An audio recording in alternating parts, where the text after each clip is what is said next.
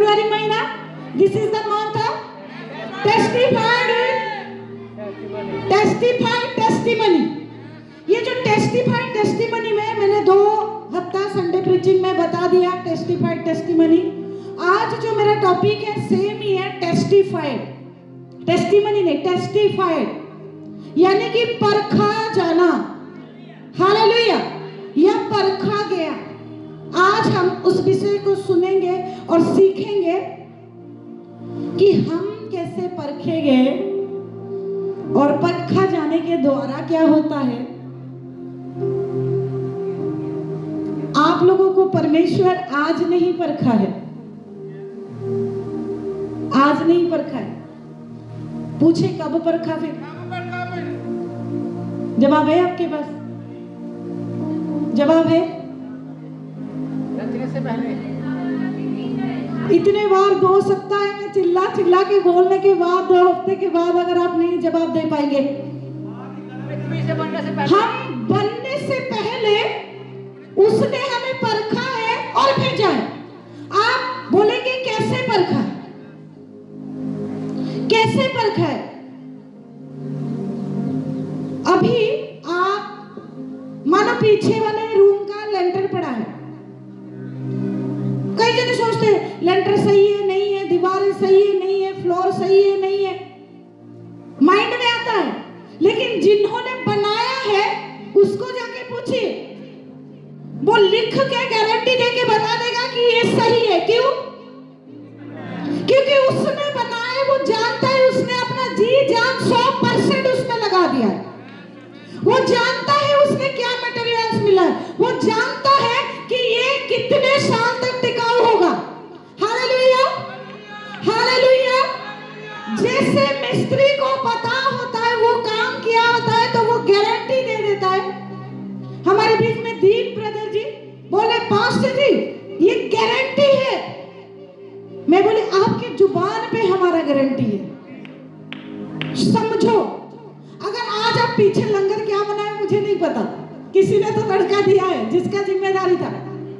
आप बोले, मैं बोले कि सबको हो जाएगा क्योंकि मैंने देखा नहीं, बस मेरा जिम्मेदारी मैं आती हूँ प्रीचिंग करती हूँ, आप लोगों का काम है। मैं बोलूँगी सबको लंगर हो जाएगा ना? हाँ हो जाएगा। कैसे ना? मैंने खुद बनाया। आप खुद बनाए हो, आप क्वांटिटी जानते हो कितने लोगों को जरूरी है और टेस्टी भी होगा। आप बताओगे ना? क्यों? क्योंकि विश्वास नहीं, आपने बनाया है। छोटा सा खाना, छोटा सा लेंटर, सब कुछ अगर हम देखते हैं तो हमें बनाया किसने है? परमेश्वर ने। अगर उसने हमें बनाया अपने स्वरूप में, अपने समानता में, फिर हमें धरती में भेजा तो हमारे ऊपर गारंटी कौन देगा? हालेलुया। क्या उस भेद को समझ रहे हो?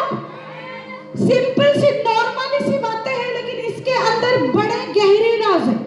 और वो राज क्या है? उसने हमें बना के भेजा, इसीलिए वो दावा कर सकता है, इसीलिए वो गारंटी दे सकता है। हालेलुया, ऊंचा बोले हालेलुया। और क्या आप जानते हो, पिता अगर किसी को टेस्टिफाइड करे, परखे और मार्केट में छोड़े, कभी वो फेल नहीं हो सकता। Hallelujah, hallelujah. कितने जने सुने हो फैक्ट्री आउटलेट? फैक्ट्री आउटलेट यानी कि फैक्ट्री से आया हुआ कुछ थोड़ा वो 1-2% डिफेक्ट हुआ होता है और उसको मार्केट में सेल में बेचा जाता है, सेल लगा दिया जाता है। 50%, 70%, 75% सेल में, यानी कि सस्ता रेट में बेचते हैं। ये कौन सा माल होता है? सुनो, फैक्ट्री होता है। हमेशा हर एक फैक्ट्री का कोशिश ये है कि बेस्ट प्रोडक्ट को निकाले। बेस्ट, चाहे कपड़ा हो, खाने पीने का हो, जो भी कुछ हो, कपड़ा ही मान लो क्योंकि आप कपड़े में ज्यादा इंटरेस्ट रखते हो, कपड़ा ही मान लो। तो बेस्ट वो बनाए, गला सुंदर सा बनाए, जैसे डिजाइन गोल हो या स्क्वायर हो, बाजू कैसे होना चाहिए, पैंट कैसे होना चाहिए, वो बनाते हैं। और उनका एक नापने का तरीका है, वो चेक करते हैं, बनने के बाद चेक करते हैं। उनमें भी कारीगर बैठे हुए होते हैं और कारीगर देखते हैं कि ये सही बना है कि नहीं। कई बार आप देखे होंगे किसी गले का नेक थोड़ा टेढ़ा हो गया होगा, हल्का सा नीचे हो रहा होगा या ऊपर हो गया होगा, घुट रहा होगा।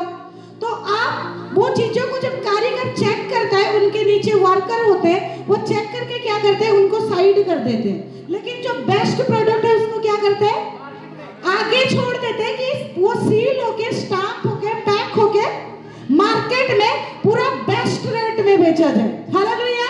बाकी जो डिफेक्टिव पीस रह गया वो क्या हुआ,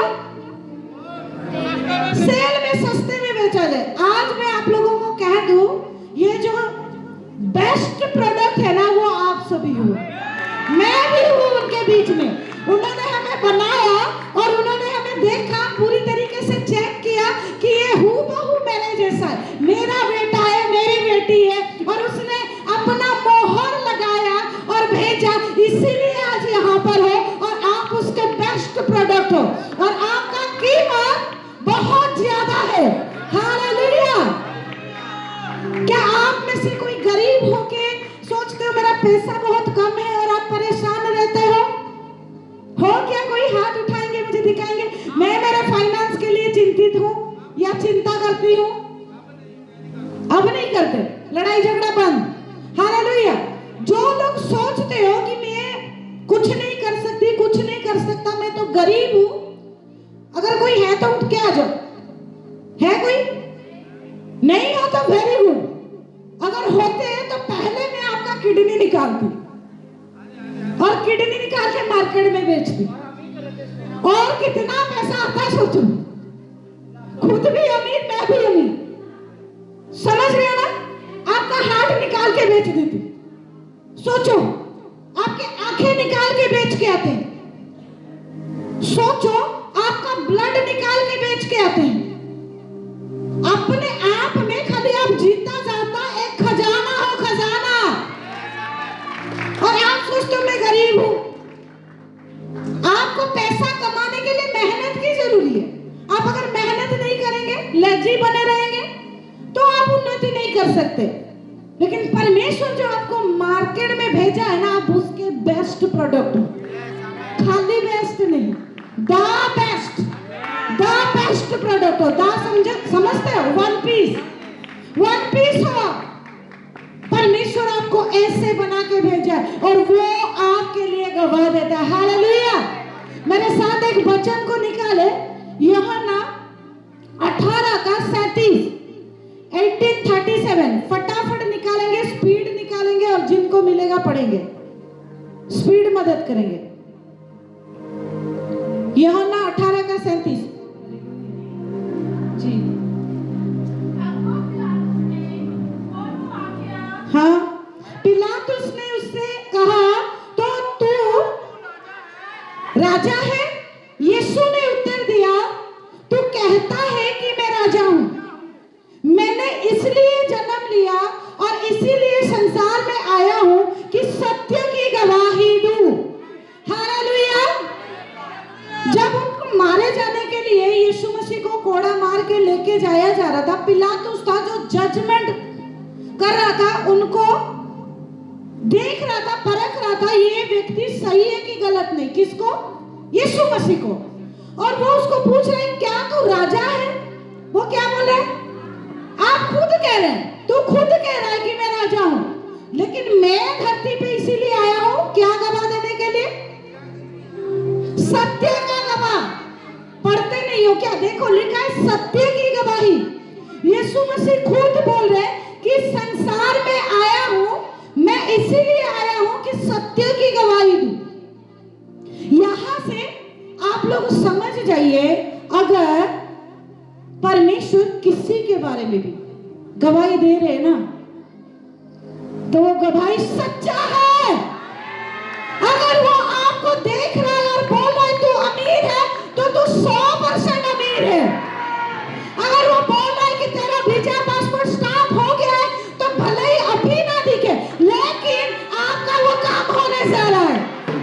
अगर वो आपको बोल रहा है कि तू चंगा है, तो 100% तू चंगा है। भले ही थोड़ा बहुत बीमार महसूस कर रहा है, लेकिन टाइम आ रहा है, तू चंगा होने जा रहा है। Hallelujah, hallelujah. परमेश्वर कभी भी झूठी गवाही नहीं देता। दुनिया में लोग झूठी गवाही देते हैं। आप किए नहीं होंगे, लोग बोलेंगे हाँ इसने किया है, मैंने देखा है। झूठी गवाही सकते, लेकिन परमेश्वर कभी झूठा नहीं। जब वो गवाही देता है, वो जानता है, वो परखने के बाद वो गवाही देता है। अगर वो आपको कह रहा है कि तू मेरी बेटी है, तो सच में वो स्टाम्प लगा के पहले से भेजा है, बेटी होने का लायक तू है। अगर वो आप लोगों को देख के बोले कि तू मेरा बेटा है, तो उसने स्टाम्प लगाया है और मार्केट में भेजा है कि तू मेरा बेटा है। अगर वो तुझे वॉलंटियर करके चुना है, तो वो मोहर लगाया है कि तू एक अच्छा वॉलंटियर बन सकता है, इसीलिए वो जिम्मेदारी दिया है। अपने आप के काबिलियत पर शक मत करो। परमेश्वर और किसी को नहीं चुना, आपको ही क्यों ठहराया कि आप जिम्मेदारी ले। ऐसे नहीं सोचना वो नहीं आया तो कैसे करे, वो आती तो ऐसे होता, वो आता तो ऐसा नहीं। आप खुद काबिल हो, क्योंकि वो आपके अंदर वो सामर्थ को दे के भेजा है। Hallelujah, hallelujah, hallelujah. आज एक ऐसे लेडीज के बारे में मैं बात करूंगी जिसके जीवन से आप बहुत कुछ सीखोगे। काफी बार आप वचन को सुने होंगे, लेकिन आज फिर सुनोगे। निकाले मेरे साथ पुराने नियम में पहला राजा चैप्टर नंबर 17। एक सारफत करके एक जगह था, और वहां पर एक विधवा औरत थी। उस विधवा औरत के बारे में आज हम देखेंगे। पहला राजा 17 को निकालेंगे। जिधर पढ़ना होगा मैं बोल दूंगी, ध्यान से सुनिए, ध्यान इधर उधर नहीं भटकाना, क्योंकि यही वचन है जो आपके जीवन को बदल सकता है। वर्शिप हम क्यों करते हैं, प्रार्थना हम क्यों करते हैं, वचन हम क्यों सुनते हैं, आखिरी प्रार्थना क्यों करते हैं और यहाँ से जाते हैं, ये मैं सरमन बना के आपको YouTube चैनल में डाल दूंगी, आप लोग सुन लेना। अभी वचन सुनने का टाइम है, उसका कीमत को समझो। मैं जब स्टेज पे आती हूँ, मुझे नाचने को मन करता है। मैं आप लोगों को बोलती हूँ वचन के लिए नाचे, मेरे लिए मत नाचिए। मैं भी आप जैसा एक जीता जाता इंसान हूँ, 2 हाथ 2 पैर जैसा, लेकिन मैं जिसको लेके आई हूँ ना, वो मेरे जैसा नहीं है, ना आपके जैसा है।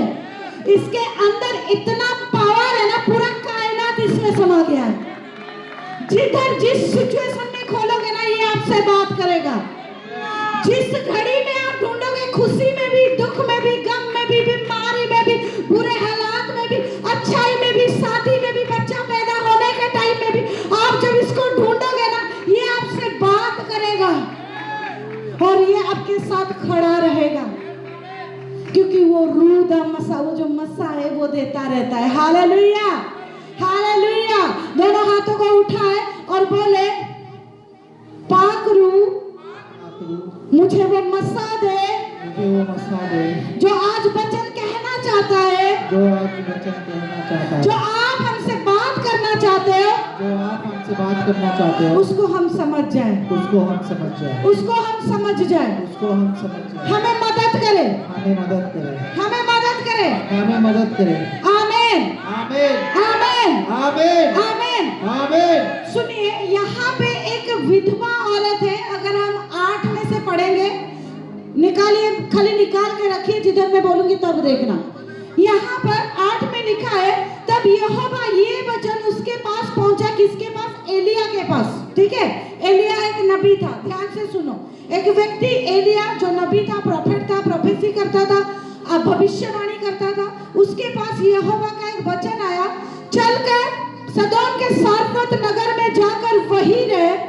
सुन, मैंने वहां की एक विधवा को तेरे खिलाने की आज्ञा दी। यहाँ अगर आप घटना को देखेंगे, क्या हुआ है सुनिए। पूरे देश में अकाल पड़ा है, खाने को कुछ नहीं, भूख मारी है, ना रोटी मिल रहा है, ना पानी मिल रहा है, सब मारे मारे फिर रहे, लोग मर रहे, पशु पक्षी मर रहे, सब मर रहे हैं। और ये प्रभु का सेवक एलिया के द्वारा वो बोला गया था कि इतना समय अकाल होगा।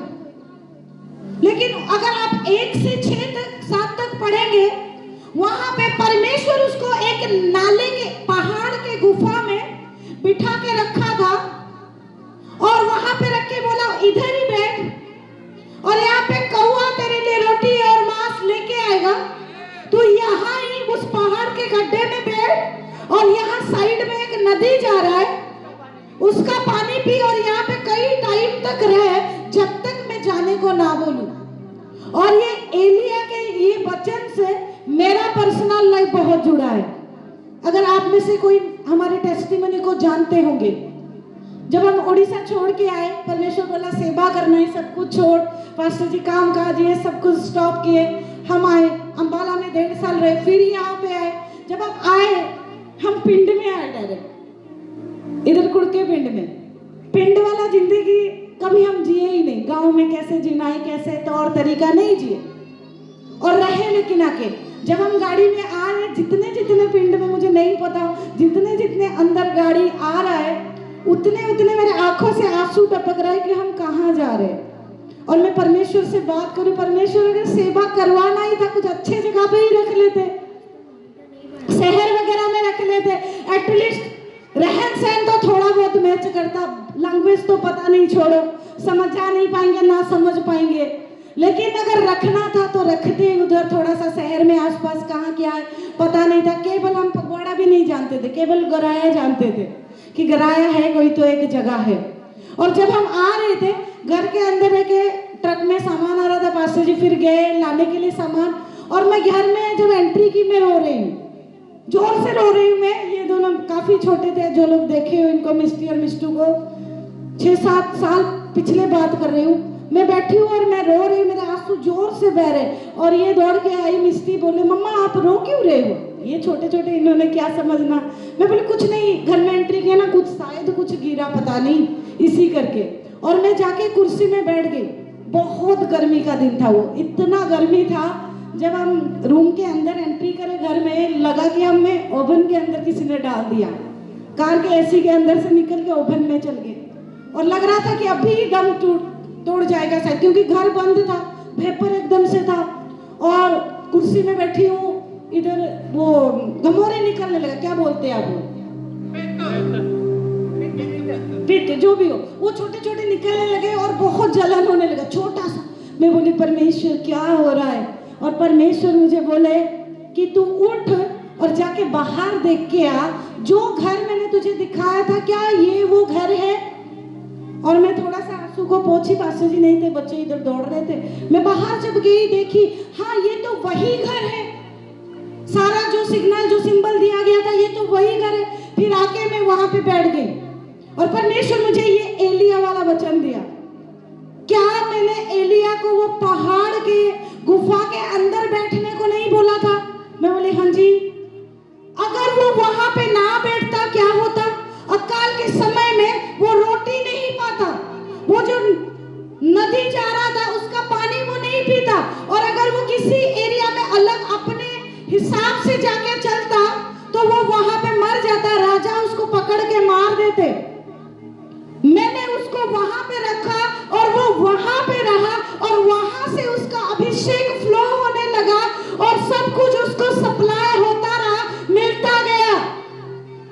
तू भी यहाँ पे बैठ रहे चुपचाप जब तक मैं तुझे ना कहूं। और मैं रो रही थी, मैंने आंसू पोंछे और मैं बोली जैसे आपकी इच्छा, मैं और कुछ नहीं कर सकती, आपको जैसे अच्छा लग रहा है आप वो करें। और मैं उसको सुनी और पास्टर जी आए, फिर रोजाना मुश्किल तो काफी चीजें गई, वो क्या पर्सनली बातें बताना, हालात ऐसे होते गए कुछ चीजें परमेश्वर ये जगह हमारे लिए रखा था, कैसे करके दिखाया, ये किया, आज हम इस जगह पर है, कुछ टाइम आ रहा है, आप देखेंगे क्या होने जा रहा है। क्यों परमेश्वर सैक्रिफाइस करवा के एक स्थान से दूसरे स्थान को शिफ्ट करवाता है?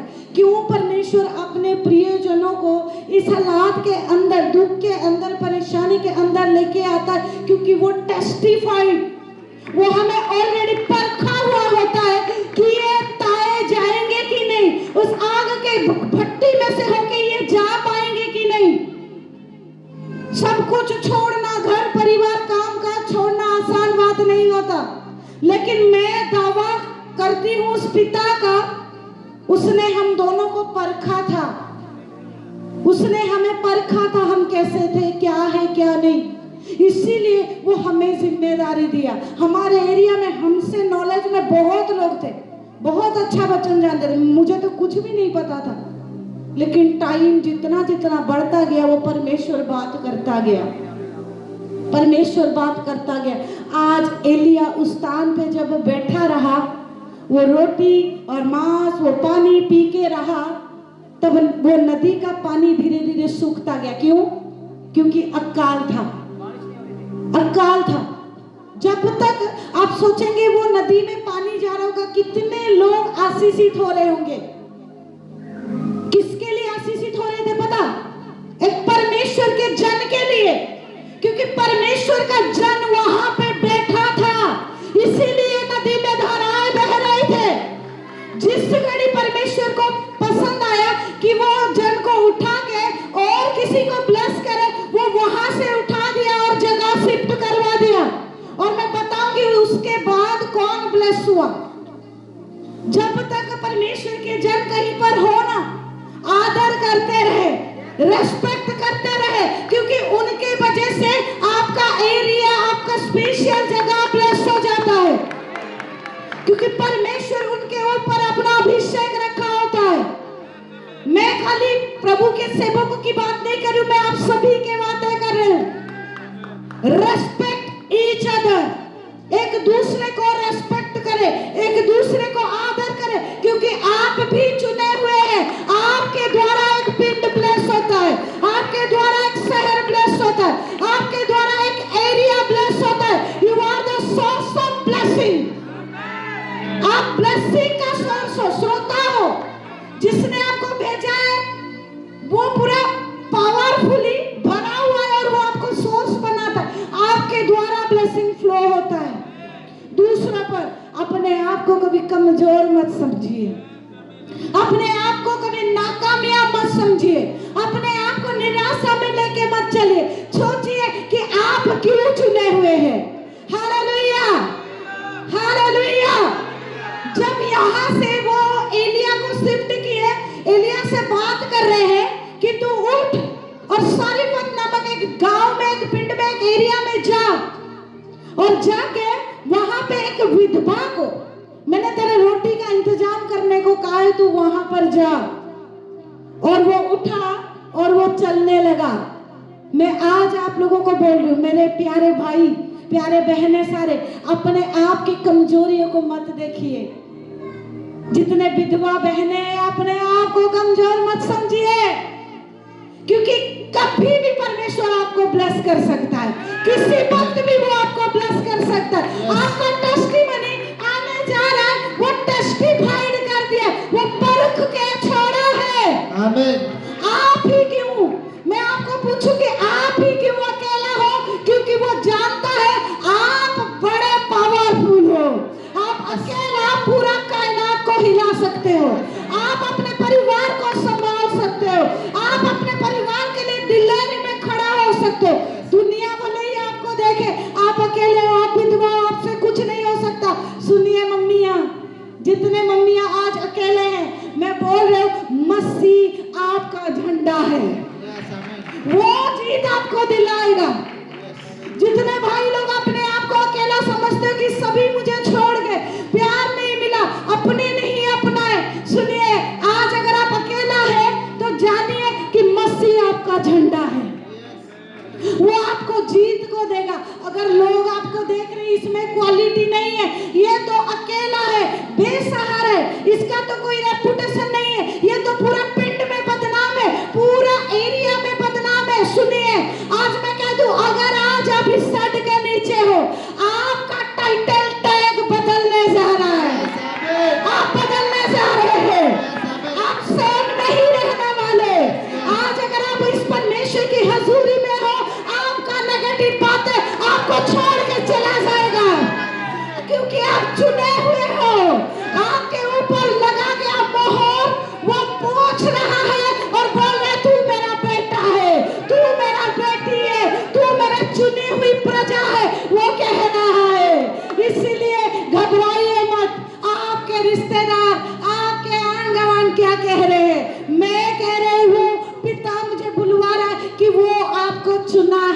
You are special. You are special in His eye. आप उसके आंखों में, आप उसके नजर में स्पेशल हो, स्पेशल हो। अपने सर के ऊपर दाहिना हाथ को रखे और बोले कि मैं स्पेशल हूँ। ऊंचा बोले मैं स्पेशल हूँ। बोलो उस परमेश्वर के नजर में मैं स्पेशल हूँ। आमीन, आमीन। उसने आपको और मुझे स्पेशल बनाया है। हम कमजोर नहीं है, हम कमजोर नहीं है। वो हमारे अंदर सामर्थ को दिया है। वो जानते हैं, हम जानते हैं कि वो हमें खड़ा किया है। हम जानते हैं वो हमें चुना हुआ है। हम जिस जगह पर, जिस स्थान पर खड़े हो जाएंगे ना, जो काम नहीं होने वाला होगा ना, वो हमारे द्वारा करवा देगा। Hallelujah, hallelujah. मैं अपनी जिंदगी के बारे में बता रही हूँ। मैंने खुद देखा है हमारे ऊपर वो ब्लेसिंग ओवरफ्लो होता है। किसी दुकान में एक भी कस्टमर नहीं होंगे, मिस्टी गवाह है, मिस्टी गवाह है, झूठा गवाह नहीं, मिस्टी गवाह है। पास्टर जी और मैं जाके सिर्फ खड़े हो जाएंगे उस दुकान में, वो दुकान में कस्टमर का भीड़ हो जाता है। सेलिंग ऐसे होता है। मैं नहीं घमंड नहीं कर रही हूँ, मैं बोलूं सोर्स ऑफ ब्लेसिंग ये केवल मैं नहीं, आप सभी भी हो। अपने अंदर को पहचानो, ये सच्चाई में बता रही हूँ। आपके अंदर को पहचानो। आप जिधर खड़े हो जाएंगे ना, जो काम नहीं होने वाला काम भी आप करके आ जाएंगे, क्योंकि आप उसके चुने हुए बेटे और बेटियां हैं। Hallelujah, hallelujah. कई बार आप जिंदगी में ये देखे भी होंगे, जरूर देखे होंगे। जब काम नहीं हो रहा होगा, आप जाके बस खड़े हो जाओगे, आइडिया आ जाएगा फट करके उनको कि हाँ अरे इतना टाइम तक आ नहीं रहा था, तू आ गए तो हो गया। हाँ होता है, क्योंकि परमेश्वर आपको और मुझे चुना है। जब हम 9 में चलते हैं, चलकर सदोम के सारफत के नगर में जाकर वही रहे। सुन, मैंने वहां एक विधवा को तेरे खाने के लिए आज्ञा दिया है। खाने की आज्ञा यहां पर है। दूसरा पॉइंट, पिता ने उसको क्या आज्ञा दिया था? खिलाने की आज्ञा। किसको? एक विधवा को। विधवा यानी कि कमजोर। खाली विधवा, जो विधवा है वो ना सोचो। विधवा यानी कि कमजोर व्यक्ति, कोई भी जो अपने आप को सोचते मैं फाइनेंशियली कमजोर हूँ, मैं शायद किसी तरीके से बीमार हूँ, मैं कमजोर हूँ, मेरे से नहीं हो पाएगा। और उन्होंने खाना खिलाने को बोला, मतलब एक जिम्मेदारी दे दिया आपको। जो कमजोर है, अपने आप को देख रहे हैं, परमेश्वर आपको अगर जिम्मेदारी दिया है ना, तो सोचिए आप कमजोर नहीं, आप बलवान हैं। ये दरी डालना, कारपेट डालना, ये बहुत बड़ा एक पढ़ा लिखा व्यक्ति, उससे परमेश्वर नहीं करा रहा। परमेश्वर किससे करा रहा है? बोलो विधवा। विधवा, विधवा यानी कि खाली जिनके पति है नहीं, वो बात नहीं, कमजोर, उनसे करवा रहा है। क्यों पता? क्योंकि अगर आप मैट बिछा रहे हो, लोग आके बैठ रहे हैं, आप बहुतों के जीवन में ऐसे स्थान बना दोगे जो उतने सालों से वो चैन से बैठे नहीं होंगे अपने जिंदगी में, वो लोग अपने घर पे सुकून से बैठ पाएंगे। ये छोटा मोटा काम नहीं है, ये काम बहुत बड़ा है। आप सोच रहे मैं बस लंगर का ड्यूटी मेरा ही है, नहीं, ये छोटा मोटा बात नहीं है। आज तू लंगर बना रहा है, सिंपली फिजिकली रोटी खिला रहा है, एक टाइम आएगा तू जब आत्मिक भोजन खिलाएगा, जब तू वचन बोलेगा, ये बोलेगी, लोगों के जीवन में तसल्ली आ जाएगा, लोगों के टूटे दिल छिद जाएगा और वो सच्चाई को जान जाएंगे। ऐसा वो आपको तैयार करेगा। इसीलिए कोई भी काम को छोटा ना समझ के, अपने आप को ब्लेस्ड समझ के करते जाए, क्योंकि परमेश्वर आपको चुना हुआ है। वो कमजोर औरत को अकाल के समय में, आगे आप जानेंगे, उसके पास कुछ नहीं था, उसके पास अनाज नहीं था। इतने का अनाज था, थोड़ा आटा, थोड़ा सा कुपी में तेल, 2 रोटी बनना था। 2 रोटी कितने आटे में बनेगा? कोई बताएगा? मुट्ठी भर में 2 रोटी बनेगा। एक मुट्ठी आटा उस विधवा के पास है, बेचारा पति नहीं है, बेटा छोटा है, ऊपर से अकाल है, उसके पास कुछ नहीं है, एक मुट्ठी आटा और थोड़ा सा तेल है। और वो उस समय जाके क्या करे पता, लिखा है लकड़ियां बीन रहे थे। पंजाबी में क्या लिखा है? बालन चुग रहे थे। हाँ, वो छांट रही थी, यानी कि वो शहर में जब प्रभु का जन एंट्री कर रहा है, वो क्या कर रहा है? बालन चुग रही। समझिए, आत्मिक बातों को समझिए। बालन क्यों चुगा जाता है, क्यों लिया जाता है? आग जलाए और खाना बनाए, फायर फॉर फायर, आग के लिए। वो आग जलाने की कोशिश कर रही थी, वो ठंडी पड़ गई थी, उसके पास कुछ नहीं था, वो उस परेशानी में थी। आत्मिक बातों को सोचे, ये वचन आपके सर के ऊपर ना जाए। वो अपने आप के कमजोरी में, अपने आप के अकेलापन में, वो अपने आप को जलाने के लिए, खाना खिलाने के लिए वो लकड़ियों को बीन रही थी, छांट रही थी कि मैं लेके जाऊं।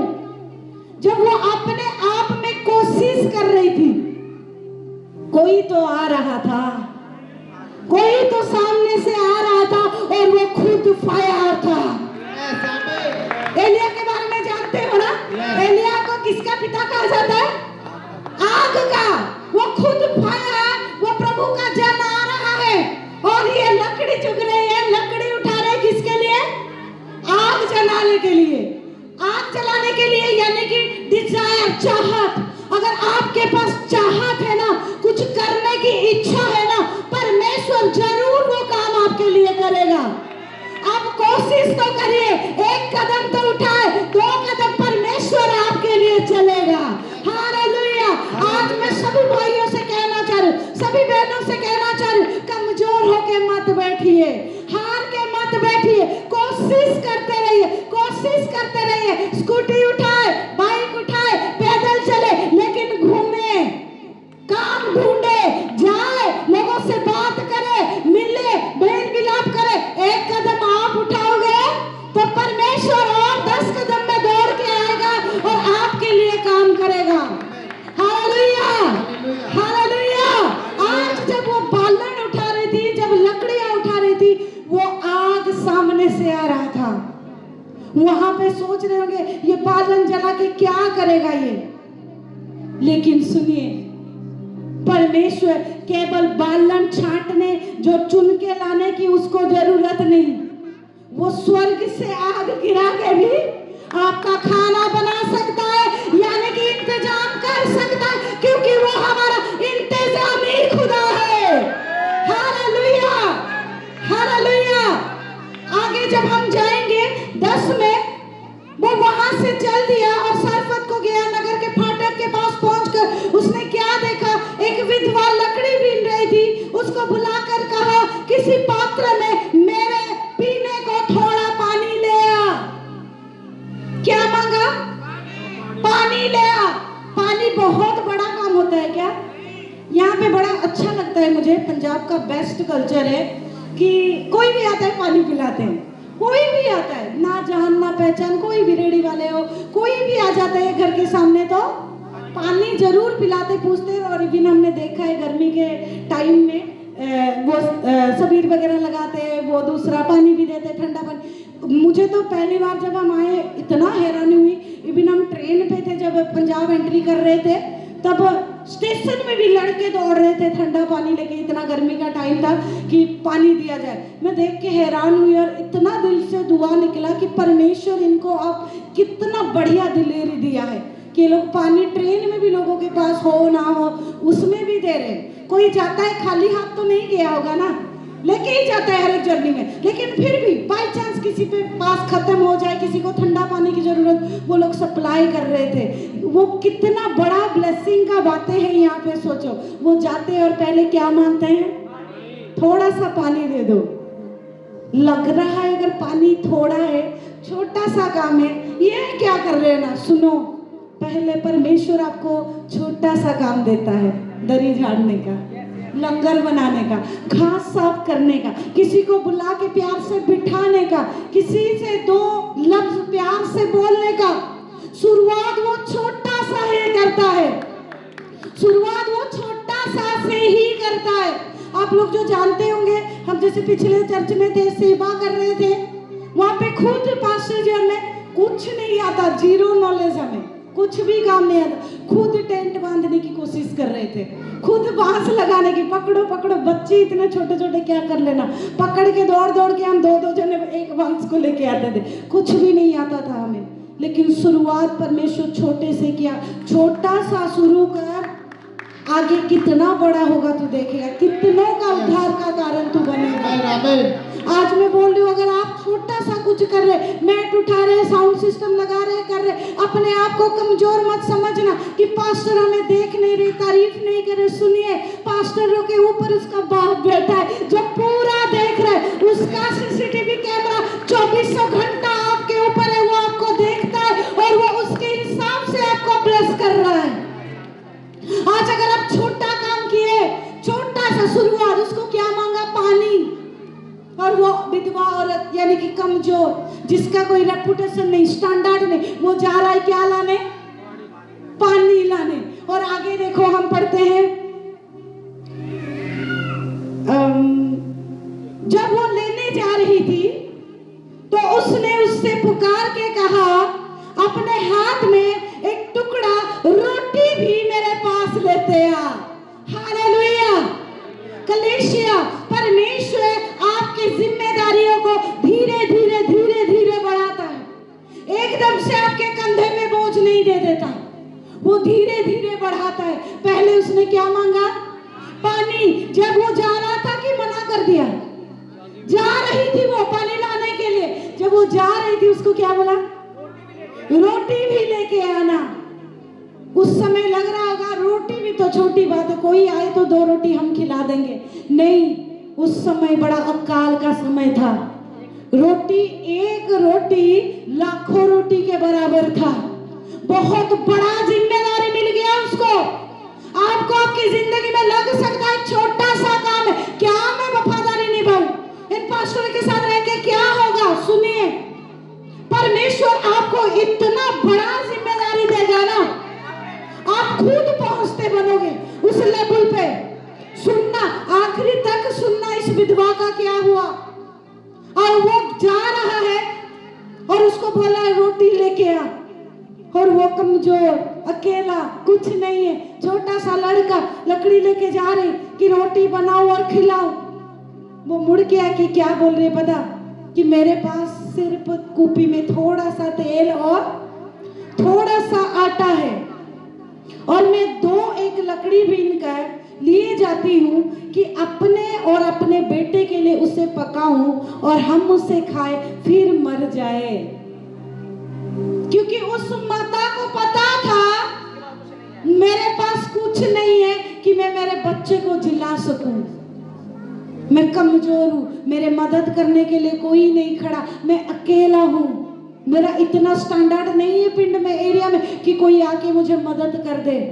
जितना है एक मुट्ठी में बनाऊं और खाऊं और मर जाऊं। लेकिन फिर भी उसने मना नहीं किया। वो बोल रहा है कि मेरे पास इतना ही है, और वो प्रभु का जन सुन रहा है, और वो बोला जैसे तूने कहा वैसा ही कर, लेकिन पहले मेरे लिए 1 रोटी लेके आ। वो घड़ी, अगर आप उस स्थान पे होते आप क्या करते? सोचो। बोले नहीं नहीं नहीं, जाओ जाओ, हम पहचानते नहीं, पतली गली से निकलो, कोई तो गालियां भी निकाल, चल दबाओ, हम तुझे नहीं जानते। लेकिन वो ऐसे नहीं किया। क्यों? क्योंकि वो टेस्टिफाइड थी, वो परखी हुई थी। परमेश्वर उसको पहले ही वो दिल देके भेजे हुए थे। वो टेस्टेड थी, वो परखा गया एक औरत थी, वो आग के भट्टी में ताया हुआ एक खरा सोना थी। इसीलिए इतने अंधकार के बीच में, पूरा भूखमरी के बीच में, पूरे अकाल के बीच में क्या कोई लोग नहीं थे? परमेश्वर क्यों अपने बेटा को उसके पास भेजा? सोचो, कुछ तो खास है। वो खास, ये पहला वर्ड टेस्टिफाइड, वो परखा गया था। आज अगर आपके जिंदगी में ऐसे उतार चढ़ाव आ रहा है, उस उतार चढ़ाव के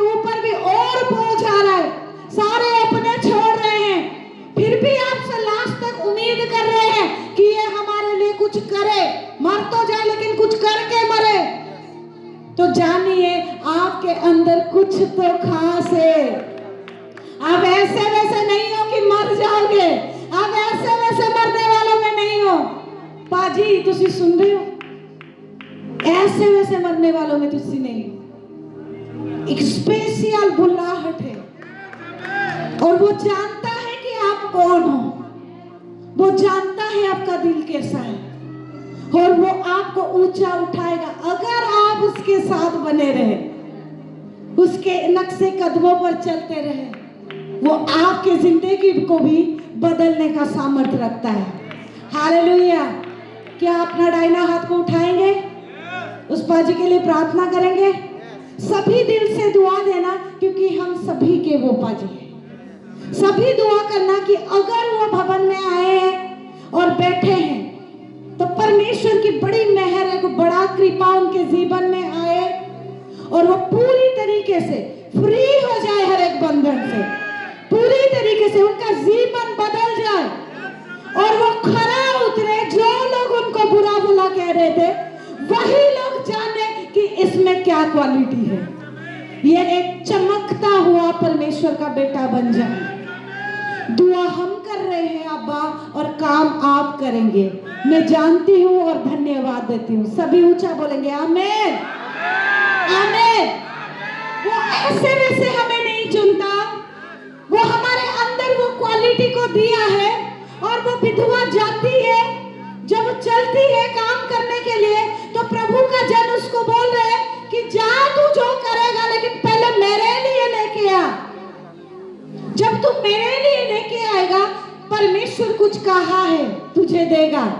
आप देखे क्या कहा है 13 में, एलिया ने उससे कहा मत डर, जाकर अपनी बात के अनुसार कर, परंतु पहले मेरे लिए एक छोटी सी रोटी बनाकर मेरे पास ले आ, फिर उसके बाद अपने और अपने बेटे के लिए बनाना, क्योंकि इस्राएल का परमेश्वर यहोवा यह कहता है कि जब तक यहोवा भूमि पर मेहना बरसाए यानी कि बारिश ना बरसाए तब तक ना तो उस घड़े का मैदा समाप्त होगा और ना तो उसका रुपी का तेल घटेगा। Hallelujah hallelujah. परमेश्वर के प्यारे लोग, आज अगर आप तैयार हो रहे हो अपने पूरे बुरे हालात के साथ, नेगेटिव हालात के साथ, फिर भी परमेश्वर के राज्य में बोलना नहीं छोड़े, काम करना नहीं छोड़े, जिम्मेदारी नहीं छोड़े, चल के आना नहीं छोड़े, पीछे नहीं हटे, बुरे बातें सुन के भी डटे रहे, अड़े रहे और अपना जिम्मेदारी निभाते रहे, करते रहे। सुनिए, आपके घर में वो डब्बा कभी खाली नहीं होगा, आपका अनाज कभी खाली नहीं होगा, आपके कुपी का तेल कभी खाली नहीं होगा।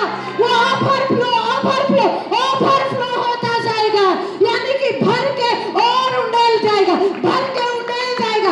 आप जितना यूज कर रहे होंगे वो उतना भर रहा होगा, आप जितना बरतोगे उतना भरेगा, आप जितना निकालोगे उतना भरेगा, क्योंकि ये यहोवा परमेश्वर का वाणी है। और कब तक चलेगा? जब तक अकाल ना खत्म हो। अकाल समझते हो? दुनियावी लोग जब तक हार मान जाते हैं, जिधर हार मान जाते हैं और नहीं होगा, हमारा पिता वहीं से शुरुआत करके लेके चलता है हमें। हालेलुया। इसीलिए कौन आपको कमजोर कह रहा है, कौन आपको लाचार बेकार कह रहा है, कुछ कह रहा है, नशेड़ी बोल रहा है, बेविचारी बोल रहा है, हटाओ उस सोच को, बोलो मेरा पिता मेरे साथ है, मैं उसका चुना हुआ बेटा हूँ और चुनी हुई बेटी, मेरा जीवन बदल रहा है। बोलो मेरा जीवन बदल रहा है। आज का वचन जब आपके अंदर जा रहा है, वो आपके अंदर काम कर रहा है, अंदर काम कर रहा है। ब्रदर दीप, परमेश्वर का वचन आपके जीवन को भी बदलना जा रहा है। ब्रदर दीप, रिसीव करिए इस बातों को, क्योंकि परमेश्वर आपके हालात को बदलने जा रहा है। क्योंकि जब आप खुदा के हजूरी में जबरदस्ती बैठने के लिए कोशिश करोगे, एक कदम आप बढ़ाओगे, 100 कदम वो पिता दौड़ के आएगा और आपको अपनाएगा और आपको गले लगाएगा और लेके चलेगा। हालेलुया। वो अपने कमजोरी को नहीं देखी थी, वो अपने लाचारी को देखी नहीं थी। वो गई और रोटी और पानी लेके आई। जब वो उधर दी तो जिंदगी भर, अगर आप 15 को पढ़ेंगे, तब वो चली गई और एलिया के वचन के अनुसार किया। तब से वो और स्त्री और उसका घराना बहुत दिनों तक खाते रहे। Hallelujah, hallelujah. वो विधवा औरत किसके लिए ब्लेस हुई? प्रभु के जन के लिए। क्यों? क्योंकि प्रभु के जन ने उसके घर में रहना था, प्रभु के जन के साथ उसका रिश्ता रहना था, वो उसके घर में बैठना था। और प्रभु के जन को कभी पिता भूखा प्यासा नहीं रखेगा। इसीलिए बोला जाता है अगुवे के साथ जो वफादारी है ना, उसका बड़ा इनाम है, उसका बड़ा प्रतिफल है, वो बड़ा इनाम देता है। जब आप जुड़े रहेंगे ना परमेश्वर। कई बार होता है, मिस्टी एक बार बोली थी कि परमेश्वर मेरा अगर नहीं सुन रहे हो प्रार्थना, एटलीस्ट मम्मा का तो सुन लो। कुछ बात को वो मांग रही थी कि मेरा नहीं सुन रहे हो तो मम्मा का सुन लो। मम्मा तो धार्मिक है, प्रार्थना करती है, इतना टाइम बिताती है, मैं तो आपके साथ समय नहीं बिताती।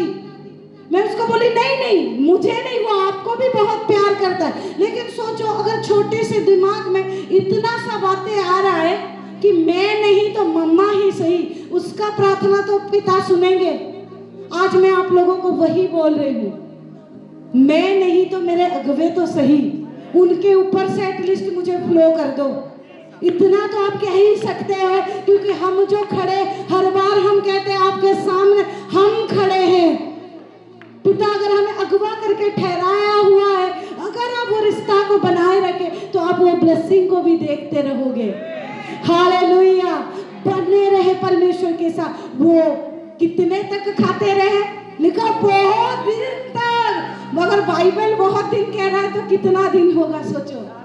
एलिया, विधवा औरत, उसका बेटा खाई गए, खत्म नहीं हो रहा था। यहोवा के वचन के अनुसार 16 को पढ़ रही हूँ, जो उसने एलिया के द्वारा कहा था, ना तो उस घड़े का मैदा समाप्त हुआ और ना तो उस कुप्पी का तेल घटा। हालेलुया। बोले मेरा कभी भी खत्म नहीं होगा, कोई भली वस्तु मेरी कमी नहीं होगी, मैं हर चीजों में ओवरफ्लो को देखूंगी या देखूंगा। डिक्लेयर करे कि मेरा अनाज कभी नहीं खत्म होगा, मेरा अकाउंट कभी खाली नहीं होगा, मेरा चंगाई कभी खत्म नहीं होगा, पीढ़ी दर पीढ़ी चलता रहेगा, पीढ़ी दर पीढ़ी चलता रहेगा।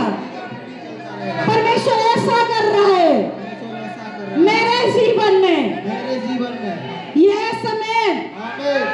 आपको लग रहा है बात यहीं पे खत्म हो गया? आपको लग रहा है बस वो अनाज खाते रहे, बस बात उतने तक परमेश्वर ने किया?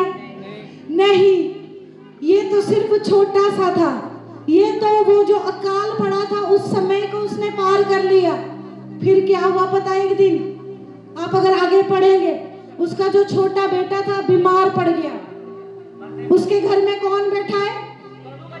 प्रभु का जन एलिया बैठा है, प्रभु का सेवक बैठा है विधवा के घर में। ऊपर कोठरी उसको दे दिया गया कि आप इधर रहो, वो उधर है, और ये विधवा औरत बेटे के साथ नीचे रह रही।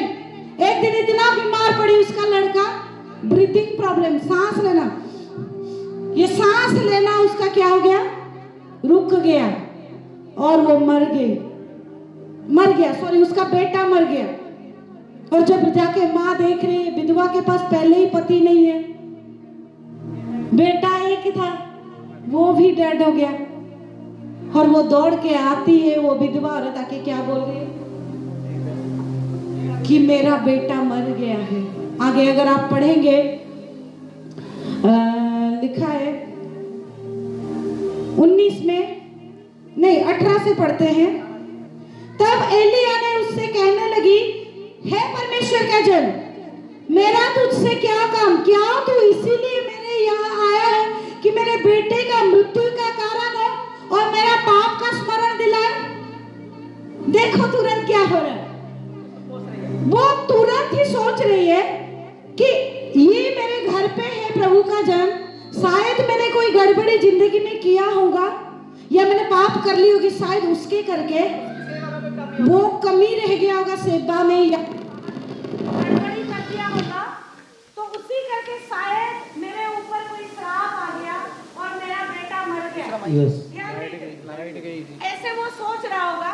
लेकिन उस घड़ी कैसे हुआ, वो बोल रहा है कि अपना बेटा मेरे पास लेके आ। हालेलुया। वो क्या बोल रहा है? 19 में उसने कहा अपना बेटा मुझे दे।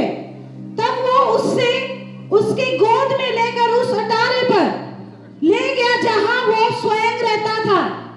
बेटा नीचे मरा पड़ा था। एलिया नीचे आता है, प्रभु का जन, और आके क्या करता है, मरा हुआ बेटा को अपने कमरे में ले जाता है और वहां पे जाके दुआ करता है और उसके ऊपर अपने आप को रखता है कि परमेश्वर मेरा जो जिंदगी है उसको दे दे कि वो बेटा जिंदा हो जाए। और वो 3 बार वो करता है। आज हम कह रहे हैं ना कि हम खड़े हैं, अगर हालात कुछ भी बुरा हो रहा है, अगवे खड़े हैं ना, वफादार बनी चलो, बस आपका परेशानी हम निपट लेंगे, आप चलते रहना, बस ऐसे तैयार हो जाओ, अपने आप को ऐसे कर दो कि प्रभु हम यहाँ पर आपके लिए वफादार है और तेरे सेवक के लिए भी वफादार है। इतना अगर आप कंटिन्यू करेंगे, परमेश्वर खुद निपटेगा आपके हालात के साथ। परमेश्वर खुद बदलेगा, आपको सोचना नहीं पड़ेगा। हर जब वो दुआ कर रहा था, परमेश्वर अपने बेटे का प्रार्थना को सुना और सुन के वो विधवा का जो एक लौता बेटा था उसको जिंदा कर दिया। हालेलुया। मुर्दा बेटा मर के नहीं रह गया। लिखा है एलिया की ये बातें यहोवा सुन ली और बालक का प्राण उसमें फिर आ गया और वो जी उठी। हालेलुया। तब एलिया बालक को अटारी पर से नीचे घर में ले गया और एलिया ने ये कहकर उसके माता के हाथ में सौंप दिया, देख तेरा बेटा जीवित है। स्त्री ने एलिया से कहा, अब मुझे निश्चय हो गया कि तू परमेश्वर का जन है और यहोवा का ये जो वचन मुंह से निकलता है वो सच होता है। हालेलुया। केवल सुनिए, केवल वो जो अकाल के समय में वो विधवा क्रॉस करके उसको पास करके गई, उतना नहीं, उसका बड़ा टेस्टिमनी क्या था, उसका मुर्दा बेटा, मुर्दा समझते हो, जिसके ऊपर जान नहीं आ पाई, दोबारा नहीं लौट गया। मैं अपने दीदी को खोई हूँ, मैं जानती हूँ, मैं जितना जवान उम्र में उसको खोई, मैं रो रही थी उसके सीने पे सर रख के और मैं बोल रही थी प्रभु एक बार तो डाल दो, जान दे दो, दोबारा दे दो, प्लीज प्लीज प्लीज। मैं रो रही थी, लेकिन परमेश्वर को जो अच्छा लगा वो लिए। इतना बढ़िया famous India junior India team में क्रिकेट खेलने वाली सडनली डेथ हो जाती उनको। मैं रो रही हूँ, परमेश्वर प्लीज वापस कर दे। मैं सीने के ऊपर कान लगा, कहीं मुझे सुन जाए वो आवाज और मैं बताऊं मम्मा दीदी जिंदा हो गई, पापा दीदी जिंदा हो गई। जानते हैं जब अपनों को खोए होते हैं, हम जानते हैं वो अपना बेटा खोई थी। नीचे क्या, जब वो सेवक ऊपर लेके गया, क्या माँ खुश हो रही होगी, नीचे रो रही होगी, झोली फैला रही होगी, प्रार्थना कर रही होगी, गिड़गिड़ा रही होगी। उसका बेटा में परमेश्वर ने जान दे दिया, वो लेके आए और बेटा को दे रहा है माँ को कि तेरा बेटा जिंदा हो गया। क्यों ये चीजें हुआ पता? क्यों वो ट्रबल के समय में उसको कैसे लगा होगा बेटा जब मर गया होगा? सोच पा रहे हो? इतना तकलीफ, लेकिन उस घड़ी में भी वो बाहर आ पाई विश्वास के साथ। क्यों? क्योंकि वो टेस्टिफाइड थी, वो परखी गई थी। यहोवा परमेश्वर अपने बेटे को, अपने जन को उसके घर भेजा हुआ था। क्यों? क्योंकि वो जानता था कि वो वही विधवा है जो सब कुछ कर पाएगी। आज अगर परमेश्वर आपको कोई हालात के अंदर ले रहा है, भले ही आज हालात लग रहा है नेगेटिव, फिर भी जानिए आप जीत को 100% देखोगे, क्योंकि आपके हालात के ऊपर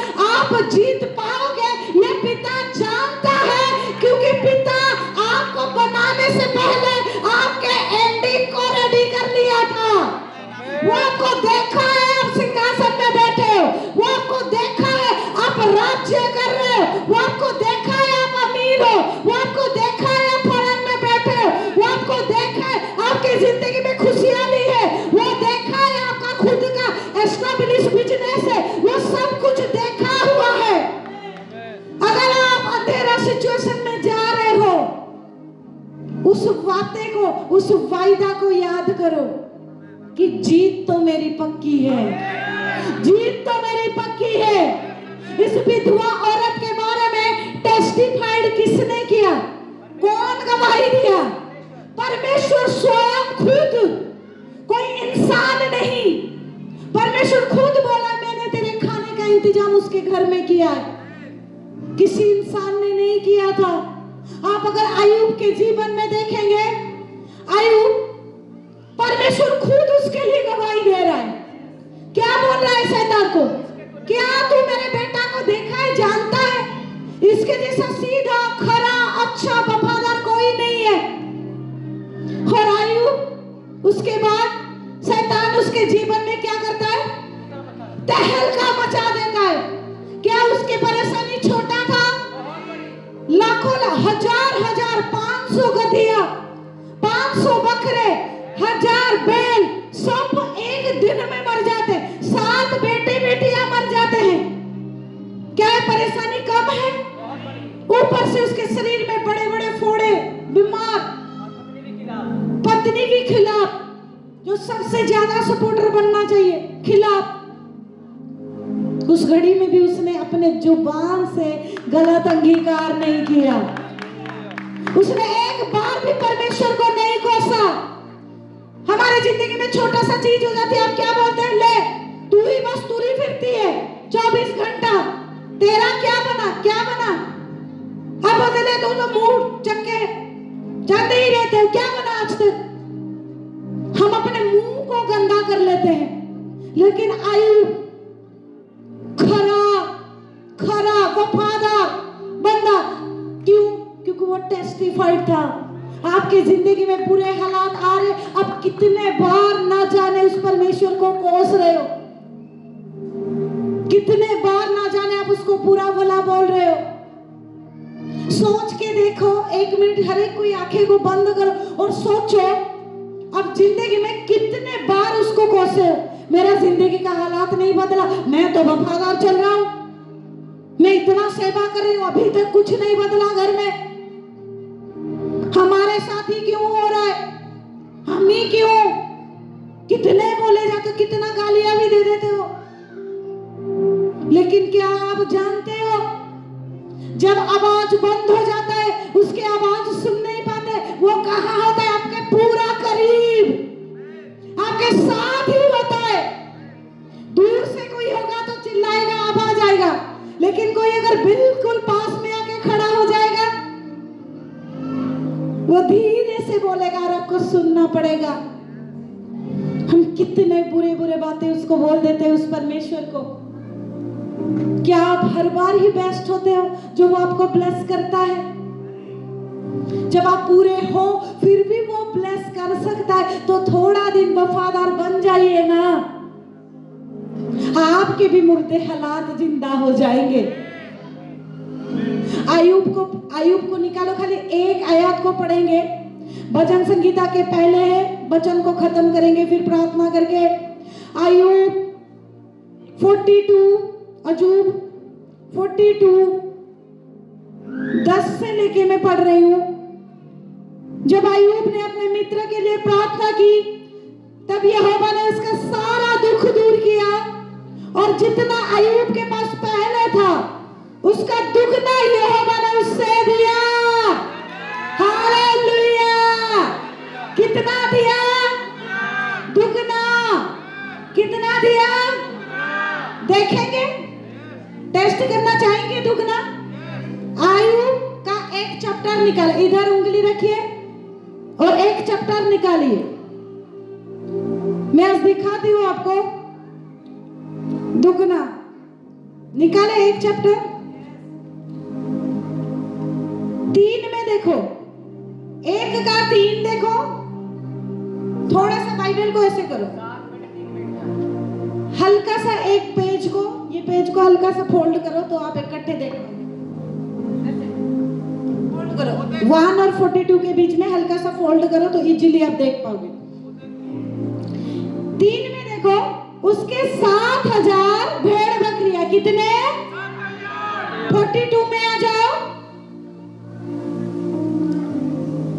इधर देखो 12 में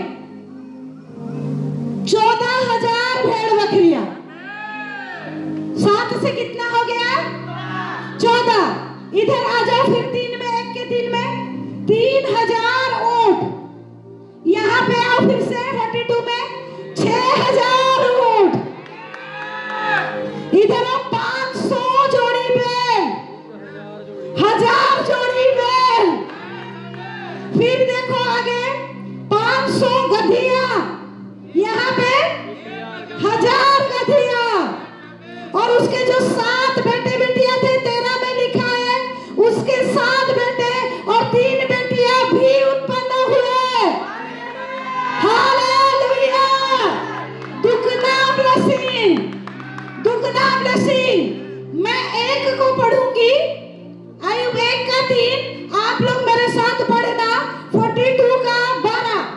ठीक है? स्टार्टिंग में उंगली उधर ही रखिए। 7000 भेड़ बकरियां, 14,000। ऐसे थोड़ी बोलते हैं दुगना हुआ है भाई, दुगना। मानो 1 लाख का आपने गोल्ड खरीदा है, 2 साल बाद वो 2 लाख हो गया, अब क्या करेंगे? तो ऐसे बोलो ना, ऐसे पढ़ो ऊंचा। 7000 भेड़ बकरियां, 3000 ऊंट, 500 जोड़ी बैल, 500 गधिया। सोचो कितना वो दिया, दुगना। एक दूसरे को बोलो दुगना, दुगना। बोलो तुझे भी चाहिए तो अपने जुबान को गंदा मत कर। दुगना चाहिए, अपने जुबान को गंदा मत कर। दुगना चाहिए, अपने जुबान से नेगेटिव ना बोलो, क्योंकि परमेश्वर आपको और मुझे देने जा रहा है। अगर हालात आज दिख रहा है अकाल जैसा, हालात ऐसे दिख रहा है मरने जैसा, तब भी हमारा खुदा जिंदा है और हमारे बड़े करीब है। Hallelujah, hallelujah, hallelujah. दोनों हाथों को स्वर्ग की ओर उठाएंगे और अपने स्थानों पर खड़े हो जाएंगे।